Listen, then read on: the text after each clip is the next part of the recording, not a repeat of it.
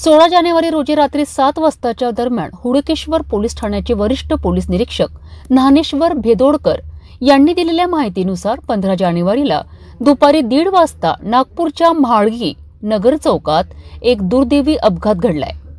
मोरेश्वर गावंडे आणि त्यांची पत्नी शीला गावंडे हे दुचाकीवरनं प्रवास करीत होते। या दरम्यान टाटा कंपनीचा कंटेनर ट्रक क्रमांक MS40Y 9627 ने भरधाव वेगाने दुचाकीला धडक दिली आहे। या धडकेमुळे मोरेश्वर गावंडे यांचा जागीच मृत्यू झालाय, तर शीला गावंडे गंभीर जखमी झाल्यात। अपघातानंतर प्रशांत गावंडे यांनी हुडकेश्वर पोलीस ठाण्यात तक्रार दाखल केली आहे।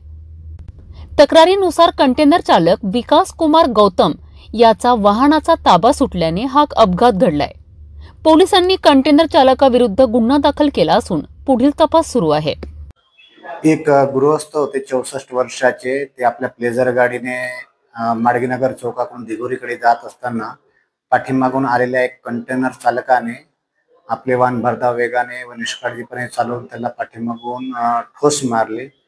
त्यामुळे सदरचे व इसमी मोरेश्वर गावंडे नावाचे हे मृत पावले।